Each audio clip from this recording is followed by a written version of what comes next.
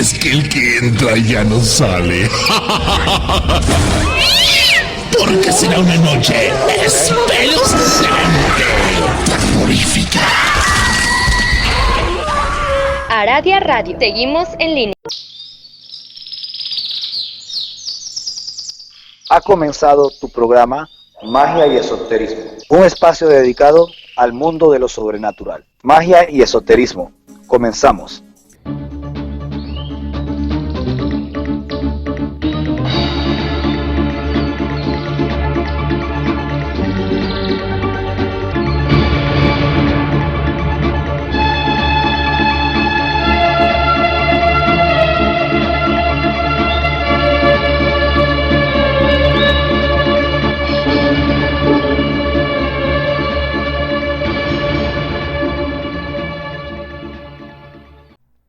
Hola, ¿qué tal amigos? Bienvenidos una vez más a su programa de magia y esoterismo.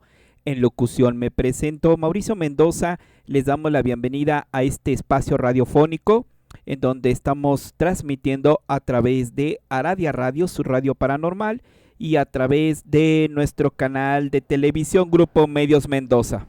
De la misma manera transmitimos a través de la señal de Infinito Astral HD, a través de Tarot Radio y a través de la 580 de AM. Y bueno, el día de hoy vamos a tener un programa muy interesante aquí en Magia y Esoterismo dedicado al mundo espiritual en la voz del maestro Alexander, el cual hoy vamos a hablar sobre los egregor. Así es, así que hoy va a ser un tema interesante para todos ustedes. Así que vamos a comenzar esta noche de terror, de esoterismo, con el gran tema de los egregor y campos psíquicos colectivos. Así que maestro Alexander, bienvenido y adelante. Bienvenidos todos, me presento, soy el maestro Alexander. Hoy no venimos a escuchar una teoría, venimos a cuestionar aquello que creemos que somos. Porque hay algo que rara vez se nos dice con claridad. No todo lo que pensamos nos pertenece. No todo lo que sentimos nace en nosotros. Y no todo lo que defendemos fue realmente elegido. Existen estructuras invisibles que operan en silencio, campos que influyen sin mostrarse y fuerzas que no necesitan imponerse porque ya habitan dentro de la mente humana. Hoy vamos a hablar de los egregores, pero no como un concepto abstracto, sino como una realidad que afecta decisiones, emociones y destino. Este no es un programa para creer, es un programa para ver, para observar sin filtros, para cuestionar sin miedo y para recuperar algo que muchas veces ha sido entregado sin darse cuenta: la soberanía sobre la propia mente. Desde una conciencia luciferina, entendida no como adoración, sino como iluminación, nos adentraremos en aquello que influye, condiciona y también puede ser trascendido. Así que les invito a escuchar, pero sobre todo a observar, porque lo más importante que puede ocurrir aquí hoy no es que aprendas algo nuevo, sino que dejes de aceptar automáticamente lo que siempre has dado por verdad. Vamos a iniciar nuestro tema viendo el nacimiento del egregor. Cuando hablamos de egregores, la mayoría de las personas comete un error fundamental. Imaginan algo externo, casi como una entidad separada, algo que existe por sí mismo. Pero la verdad es más incómoda y mucho más poderosa. Un egregor no nace porque exista, nace porque es alimentado. Es una creación, una construcción invisible que se forma cuando muchas mentes comienzan a pensar en la misma dirección, cuando muchas emociones vibran en una misma frecuencia y cuando todo eso se repite lo suficiente como para dejar de parecer una idea y convertirse en una presencia.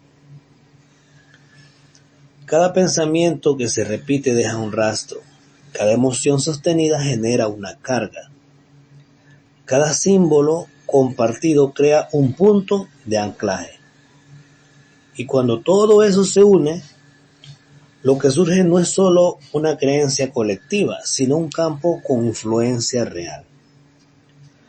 Por eso existen cosas que no puedes tocar, pero que tienen poder sobre millones, religiones, ideologías, naciones, identidades colectivas. No porque sean tangibles, sino porque han sido alimentadas durante generaciones. El problema no es que el ser humano crea en los egregores. El verdadero problema es que llega un punto en que el egregor empieza a definir al ser humano. Lo que piensas, lo que sientes, lo que consideras correcto o incorrecto, muchas veces no nace en ti. Nace en algo que ha sido construido antes de que tú llegaras. Y entonces la pregunta se vuelve inevitable. ¿Cuánto de lo que hay dentro de ti realmente es tuyo? Porque el egregor no se impone con fuerza, se instala con repetición. No te obliga, él te acostumbra. No te controla directamente, te condiciona. Y cuando finalmente lo aceptas como verdad, deja de parecer externo, se convierte en tu voz interna. Ese es el momento exacto en el que el egregor deja de ser una creación y se convierte en un dueño invisible. Ahora veamos los campos psíquicos colectivos. La mente humana ha sido mal entendida durante siglos. Se nos ha enseñado a verla como algo individual, privado, aislado, pero la realidad es otra. La mente no está sola, la mente está conectada. Existe algo que podemos llamar campo psíquico colectivo, una atmósfera invisible donde pensamientos, emociones y estados internos no solo existen, sino que circulan. Por eso, entras a un lugar y sientes tensión sin que nadie diga una palabra. Por eso hay momentos en los que multitudes enteras reaccionan igual. Por eso las ideas se vuelven virales sin necesidad de lógica. No es coincidencia, es resonancia. El pensamiento no se queda en tu cabeza, se propaga, se contagia, se amplifica. Y aquí aparece una de las verdades más difíciles de aceptar. La mayoría de las personas no piensa, es pensada. Son influencias o influenciadas por campos que ya están activos, por corrientes emocionales que ya están en movimiento, por estructuras mentales que llevan años o siglos operando. Cuando una emoción colectiva se activa, miedo, odio, devoción, no solo se siente más fuerte, se vuelve más fácil de adoptar, porque ya está en el ambiente. Y lo que se repite dentro de ese campo se normaliza. Y lo que se normaliza se convierte en verdad. Pero no una verdad real, sino una verdad sostenida. Aquí es donde comienza a abrirse la grieta de la conciencia. Porque cuando alguien observa un pensamiento y se pregunta, ¿esto es mío o lo heredé? En ese instante algo se rompe. Y lo que se rompe no es el pensamiento, es la identificación con él. Ese es el primer paso fuera del campo. Ahora toquemos otro punto sumamente importante, que es el parasitismo energético y la alimentación del egregor. Vamos a entrar en una zona bastante incómoda porque revela algo que muchos prefieren no ver. Los egregores no solo existen, sino que también se alimentan. Y no lo hacen de materia, lo hacen de energía humana. Se alimentan de atención, de emoción, de repetición. No necesitan que creas en ellos, necesitan que los sostengas. Cada vez que una persona repite un pensamiento cargado de miedo, está alimentando. Cada vez que alguien actúa desde la culpa, está alimentando. Cada vez que se realiza un acto mecánico sin conciencia, está alimentando. Y esto es importante entenderlo sin distorsiones. No todo lo espiritual libera, mucho de ello domestica. Cuando una práctica se hace desde el miedo, desde la dependencia o desde la necesidad de aprobación, ya no es conexión, es suministro. El egregor crece mientras el individuo se reduce. Y en ese proceso aparece algo aún más profundo, el parasitismo. El egregor parasita cuando influye en tus decisiones, cuando te hace sentir culpable por cuestionarlo, cuando te genera ansiedad al intentar salir de su estructura. En ese punto, ya no estamos hablando de creencias, estamos hablando de dominio. Porque lo más peligroso no es que algo te controle, es que te haga creer que lo necesitas. Y así, muchas personas defienden aquello que las limita, protegen aquello que las consume y rechazan cualquier intento de liberación.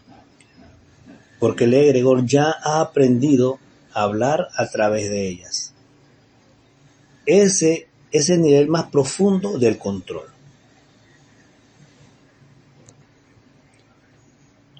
Ahora veamos esto desde la conciencia luciferina, que se trata de liberación y soberanía. Y es aquí donde muchas cosas cambian. Porque la conciencia luciferina no entra para destruir egregores, entra para romper la inconsciencia. No se trata de luchar contra estructuras externas, se trata de dejar de ser alimento interno. La conciencia luciferina es, ante todo, un acto de iluminación personal, no una iluminación pasiva, sino una que cuestiona, que observa, que separa lo propio de lo impuesto. No pide fe, exige visión. Implica mirar un pensamiento y no asumirlo. Sentir una emoción y no obedecerla automáticamente. Escuchar una creencia y tener la capacidad de decir esto no me pertenece. Ahí comienza la soberanía. No en la negación del mundo, sino en la recuperación de la mente. Porque el objetivo no es salir de todos los egregores. Eso sería ingenuo. Siempre existirán campos, influencias y estructuras. El verdadero poder está en elegir. Elegir qué alimentas, elegir qué sostienes, elegir en qué participas. Y en un nivel más avanzado, crear. Porque quien comprende cómo funciona un egregor puede dejar de ser víctima y convertirse en arquitecto. Puede construir influencia de manera consciente. Puede generar impacto sin perderse en él. Y puede participar sin disolverse. Pero todo eso comienza en un punto muy simple y muy difícil. Observar. Observar un pensamiento sin fundirse en él. Observar una emoción sin dejarse arrastrar. Observar una creencia sin aceptarla automáticamente. Y en ese acto, reconocer algo fundamental. Yo no soy eso. Y cuando eso ocurre, aunque sea por un instante, el egregor pierde fuerza. porque el verdadero poder nunca estuvo en él, siempre estuvo en la energía que tú le entregabas. El verdadero poder no está en controlar lo invisible, sino en dejar de ser controlado por ello. Y en el momento en que recuperas tu mente, recuperas tu energía y recuperas tu lugar como creador consciente dentro del campo. Ese es el inicio real del camino. Otro punto muy importante que debemos conocer acerca del egregor es aprender a entenderlo como aliado espiritual en la vida de un mago, lógicamente desde una conciencia ocultista. Cuando hablamos de egregores, desde una perspectiva superficial, suele presentarse como algo a evitar, algo que controla, algo que parasita. Y sí, es verdad que eso ocurre, pero esa no es toda la verdad. Para un mago, y cuando estoy hablando de magos, hablo de alguien que comprende, observa y opera conscientemente sobre la realidad. El egregor no es solo una amenaza, el egregor es una herramienta. Porque el egregor en esencia es energía organizada, es fuerza direccionada, es un campo que ya ha sido cargado, sostenido y estructurado por múltiples conciencias. Y aquí aparece un cambio radical de perspectiva. El iniciado no ve el egregor como algo a lo que someterse, lo ve como algo que puede ser comprendido, calibrado y utilizado. Un egregor fuerte, bien alimentado, bien estructurado, posee características muy específicas. Tiene estabilidad, tiene coherencia interna, tiene capacidad de influencia. Eso significa que cuando un mago entra en contacto con un egregor de manera consciente, no entra como creyente, entra como operador. No se disuelve en él, interactúa con él. Y en esa interacción, el egregor puede convertirse en un aliado estratégico. ¿Por qué? Porque amplifica. Amplifica intención, amplifica enfoque, amplifica impacto. Lo que una mente individual puede sostener con esfuerzo, un egregor consolidado puede sostenerlo con facilidad.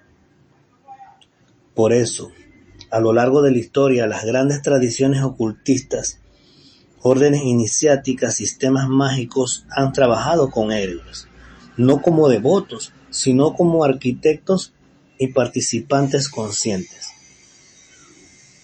Un egregor bien construido funciona como una red, como un campo de soporte, como una estructura que responde cuando se le activa correctamente.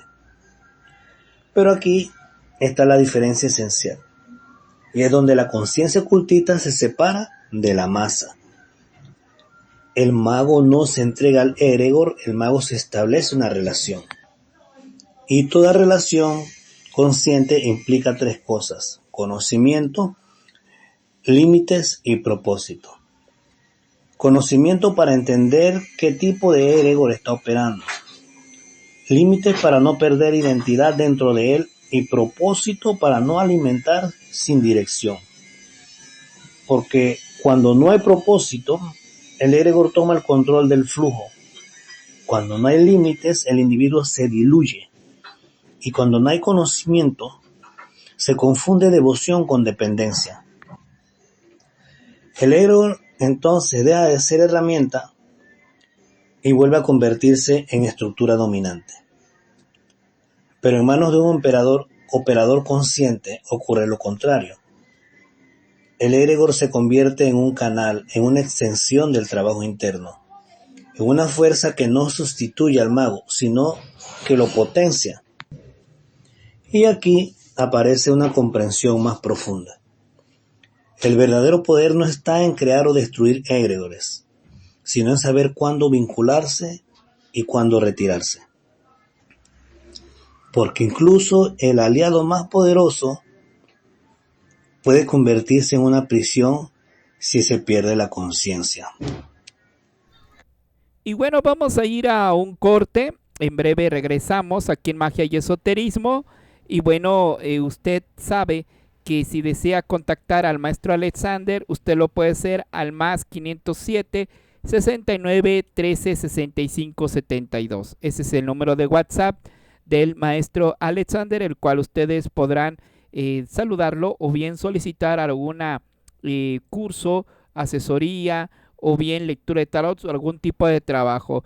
Y debe de estar al pendiente de toda la variedad de trabajos que va a tener el maestro Alexander para usted, el cual viene también algunos grimorios, así es, unos grimorios digitales que también el maestro Alexander está ofreciendo para ustedes. Así que contáctelo, visítelo, coméntele sobre esta red social. Y bueno, vamos a ir a un corte, regresamos aquí en Magia y Esoterismo.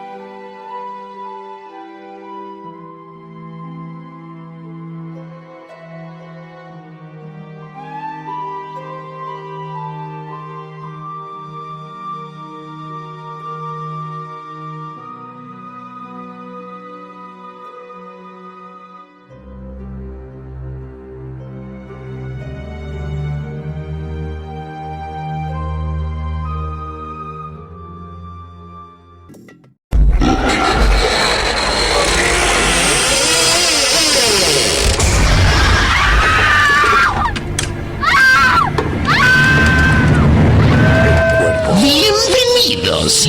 Lamento decirles que el que entra ya no sale. Porque será una noche espeluznante, terrorífica. Aradia Radio. Seguimos en línea. Ha comenzado tu programa Magia y Esoterismo, un espacio dedicado al mundo de lo sobrenatural. Magia y Esoterismo. Comenzamos.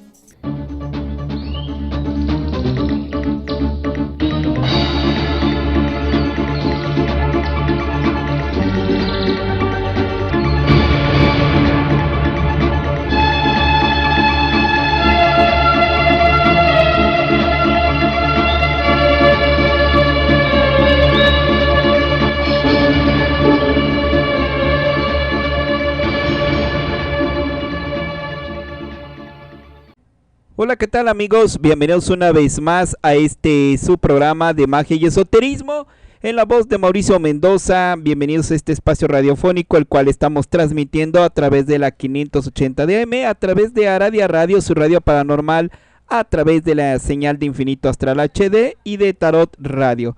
Y bueno, el día de hoy vamos a llevarles la segunda parte de este gran tema en la voz del maestro Alexander, y recordarle que usted puede contactarlo nada más ni menos que vía WhatsApp para solicitar asesorías, consultas, algún grimorio de los que está disponibles el maestro Alexander.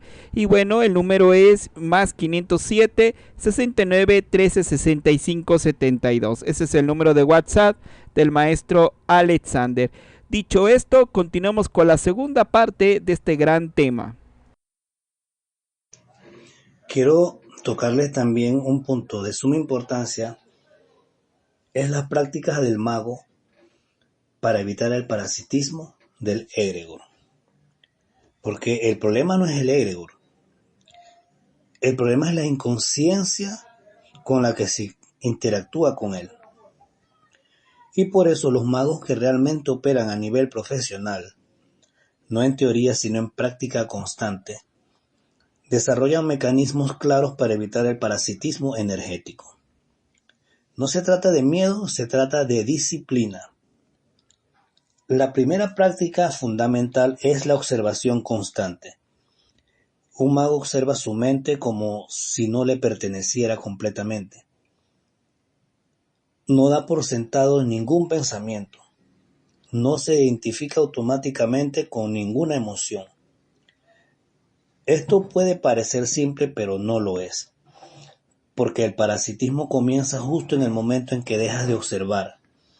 Cuando reaccionas sin darte cuenta, cuando repites sin cuestionar, cuando sientes sin examinar, ahí es donde el egregor encuentra la entrada. Por eso, la observación es una técnica, es un estado permanente de vigilancia interna. La segunda práctica es la ruptura del automatismo. El egregor se alimenta de repetición inconsciente, de hábitos mecánicos, de actos que se realizan sin presencia. El mago rompe patrones, cambia formas, interrumpe rutinas, introduce variaciones conscientes. No porque la rutina sea negativa, sino porque la automatización sin conciencia abre la puerta del drenaje. Cada vez que haces algo en automático, deja de dirigir tu energía. Y cuando no la diriges, alguien o algo lo va a hacer por ti. La tercera práctica es el control emocional. Y aquí hay que ser muy claro. No se trata de reprimir emociones, se trata de no ser gobernado por ellas. El egregor no se alimenta tanto de lo que piensas como de lo que sientes con intensidad. Miedo, culpa, devoción ciega, ira descontrolada, esos son combustibles. Por eso el mago entrena su capacidad de sentir sin desbordarse, de experimentar sin perder el centro y de atravesar emociones y convertirse en ellas. La cuarta práctica es la selección consciente de vínculos. No todos los egregores merecen energía. No todos los campos merecen participación. El mago elige. Elige qué sistema alimentar, elige qué símbolos activar, elige a qué estructuras conectarse y a cuáles no. Y esto implica algo que muchos evitan: renunciar. Renunciar a pertenencias automáticas, renunciar a identidades heredadas, renunciar a campos que drenan más de lo que aportan. Porque cada vínculo energético tiene un costo y el mago calcula. Finalmente, hay una práctica que sintetiza todas las anteriores: la retirada consciente. El mago sabe entrar pero también salir. Sabe desconectarse, desidentificarse, retirar su atención y su carga emocional cuando es necesario. Porque entiende algo fundamental: la energía sigue la atención. Y donde pones atención sostenida, ahí te vinculas. Por eso, retirar la atención no es evasión, es soberanía. Y cuando estas prácticas se integran, el egregor deja de ser una amenaza potencial y se convierte en lo que siempre debió ser: una estructura con la que se interactúa, pero que nunca define al operador. Ya que hemos visto la importancia del egregor como un aliado espiritual, también hemos visto cómo los magos profesionales hacen para controlar las entidades. Vamos a un punto importante. Dentro del mundo esotérico y ocultista, hay conceptos que con el tiempo se han entremezclado hasta volverse casi indistinguibles para muchos. Dos de ellos son el egregor y la tulpa. A simple vista parecen lo mismos. Ambos son construcciones invisibles, ambos surgen de la mente, ambos pueden adquirir cierta autonomía. Y por eso durante años han sido confundidos, mezclados, incluso utilizados como sinónimos. Pero cuando se observa con precisión, se revela una diferencia esencial. El egregor es colectivo. La tulpa es individual. Esa es la primera línea que separa dos fenómenos que, aunque similares en naturaleza, operan en escalas completamente distintas. El egregor nace de la suma de muchas mentes, muchas emociones, muchas repeticiones. Es una construcción sostenida por un grupo, alimentada por una comunidad, reforzada por la continuidad. En cambio, la tulpa surge desde un solo operador. Es una forma mental creada, sostenida y desarrollada por una conciencia individual a través de concentración, visualización y carga emocional dirigida. Mientras el egregor es una red, la tulpa es un punto focal. Mientras el egregor tiene una inercia propia porque muchas personas lo sostienen, la tulpa depende directamente de la energía, disciplina y constancia de quien lo crea. Y aquí aparece una segunda diferencia aún más profunda. El egregor tiende a influir sobre quienes participan en él. La tulpa tiende a obedecer, al menos en su origen, a quien lo genera. Pero esta obediencia no es absoluta, porque cuando una tulpa es alimentada durante suficiente tiempo, cuando recibe atención constante, emoción intensa y repetición disciplinada, puede comenzar a adquirir algo que muchos describen como autonomía relativa. Y ahí es donde ambos mundos empiezan a acercarse peligrosamente, porque una tulpa suficientemente cargada puede comportarse como una entidad independiente, y un egregor suficientemente internalizado puede sentirse como una voz propia. Ahí es donde nace la confusión.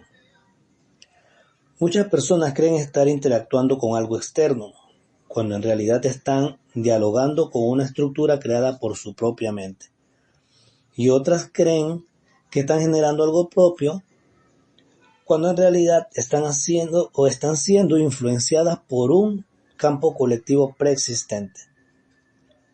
Por eso la falta de claridad en estos conceptos no es un problema teórico, es un problema operativo.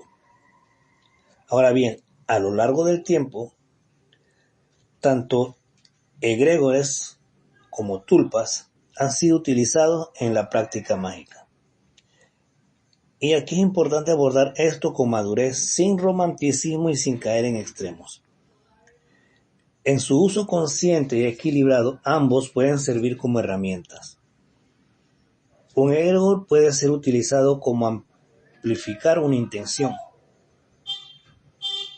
para sostener un trabajo grupal, para crear cohesión en una práctica compartida. Una tulpa puede ser utilizada como enfoque, como canal simbólico, como proyección dirigida de la voluntad. En estos casos lo que importa no es la entidad, sino la conciencia del operador. Porque sin conciencia cualquier herramienta se convierte en riesgo. Y aquí entramos en una zona delicada, pero necesaria de abordar con responsabilidad: el uso negativo. A lo largo de la historia, y esto no es exclusivo de ninguna tradición específica, ha habido individuos que han intentado utilizar estas construcciones con fines de manipulación, influencia o daño. Pero es importante entender algo sin caer en fantasías exageradas. El verdadero peligro no está en una entidad externa poderosa, actuando por sí sola, sino en la sugestión, el miedo y la vulnerabilidad psicológica que se genera alrededor de estas ideas. Cuando una persona cree que está siendo afectada, su mente comienza a reaccionar. Cuando su mente reacciona, su energía se altera. Y cuando su energía se desorganiza, la percepción de la realidad cambia. Allí es donde muchas veces se atribuye a egregores o tulpas lo que en realidad es una combinación de influencia mental, sugestión profunda y falta de control interno.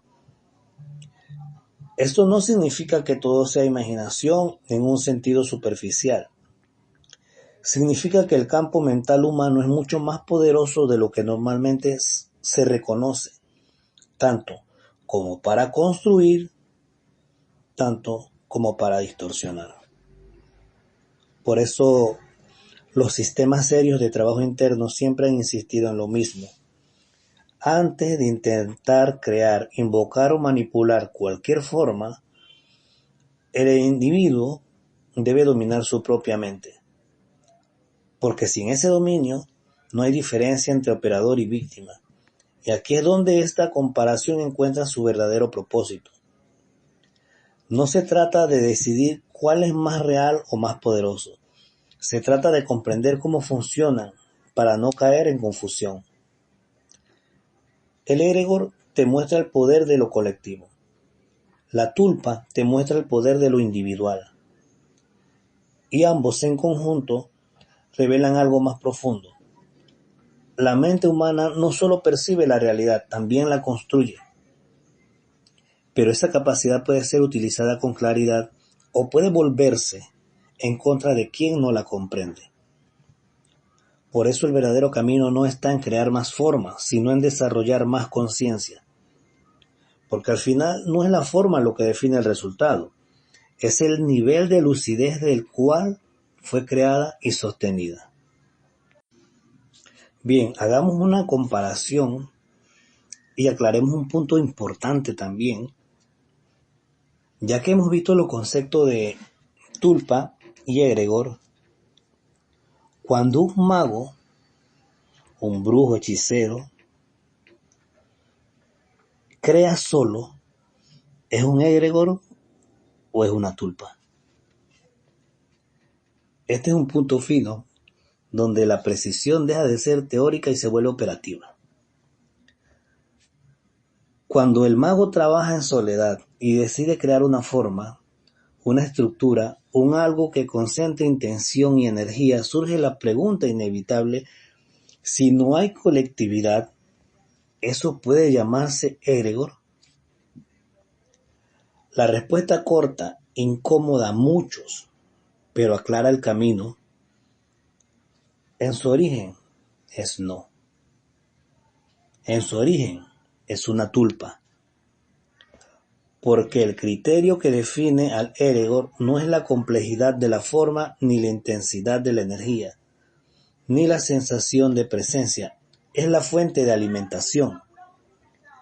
El egregor se sostiene por múltiples conciencias, la tulpa se sostiene por una sola.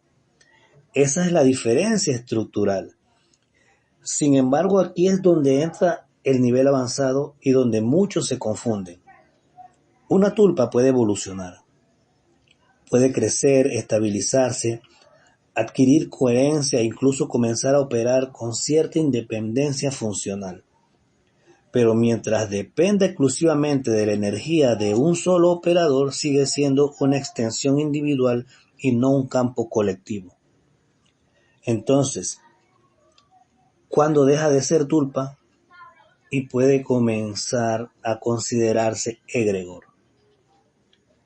Cuando deja de pertenecer a uno y comienza a ser sostenida por varios. No basta con compartir la idea, no basta con que otros la conozcan. Tiene que haber participación energética real. Otras mentes que la piensan, otras emociones que la cargan, otras voluntades que la sostienen. Ahí ocurre la transición. Lo que era una proyección individual se convierte en una estructura colectiva. Y en ese punto ya no responde únicamente a su creador original, empieza a desarrollar dinámica propia, influida por todos los que la alimentan. Por eso, muchos magos experimentados no se apresuran a llamar egregor a lo que crean en solitario. Saben que hacerlo es, en el mejor de los casos, una imprecisión y en el peor, una ilusión inflada por la percepción. Ahora bien, hay señales claras que ayudan a diferenciar. Cuando es tulpa, la forma responde directamente a la intención del operador. Requiere mantenimiento constante y su estabilidad depende del enfoque individual. Cuando comienza a comportarse como egregor, la forma muestra persistencia, incluso cuando el creador reduce su atención, empieza a influir en otros y recibe energía desde múltiples fuentes. Pero incluso aquí hay que tener cuidado, porque la mente humana es capaz de proyectar autonomía donde aún hay dependencia. Es decir, una tulpa muy bien desarrollada puede parecer independiente sin serlo realmente. Por eso, el criterio no es la sensación, es la estructura. ¿De dónde viene la energía? ¿Quién la sostiene? ¿Existe fuera del campo individual? Esas son las preguntas correctas. Y aquí aparece una comprensión que marca la diferencia entre el practicante y el operador consciente. No es necesario llamar egregor a todo lo que se crea. De hecho, la precisión en el lenguaje refleja precisión en la mente. Y una mente precisa es mucho más difícil de engañar, incluso por sus propias creaciones. Entonces, lejos de buscar títulos o categorías, el mago profesional observa funciones. Esto amplifica, esto responde, esto depende de mí, y actúa en consecuencia. Porque al final, la verdadera diferencia no está en el nombre, sino en el nivel de control, claridad y responsabilidad con el que se ha construido esa forma. Y cuando esa claridad está presente, ya no importa si es tulpa o egregor, porque el operador no está perdido dentro de la creación. Sigue siendo quien la dirige. Bueno, ya para concluir, solo basta decir que hemos recorrido un camino que no busca llenar la mente, sino despejarla. Si algo debe quedar de todo esto, no es un concepto nuevo, sino una pregunta viva. ¿Qué dentro de mí es realmente mío? Porque al final no se trata de egregores, ni de tulpas, ni de estructuras invisibles. Se trata de conciencia, de observar antes de aceptar, de elegir antes de sostener, y de recordar con toda fuerza que influye en ti. Y que influye en ti solo permanece mientras lo alimentas. Así que no te lleves creencias de aquí, llévate lucidez. Porque cuando la mente se vuelve clara, ningún campo la domina, ninguna forma la posee y ninguna ilusión puede sostenerse por mucho tiempo. Solo basta con decir gracias por estar, sobre todo por observar, y nos vemos en nuestro próximo programa.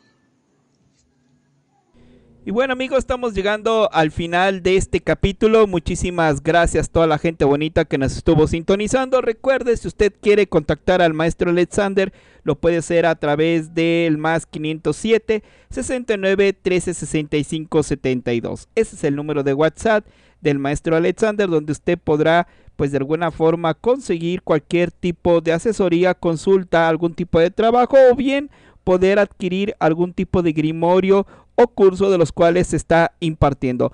A nombre de Mauricio Mendoza, a nombre del maestro Alexander, muchas gracias y hasta la próxima. Vámonos. Gracias por estar en su programa Magia y Esoterismo. Los esperamos en la siguiente emisión.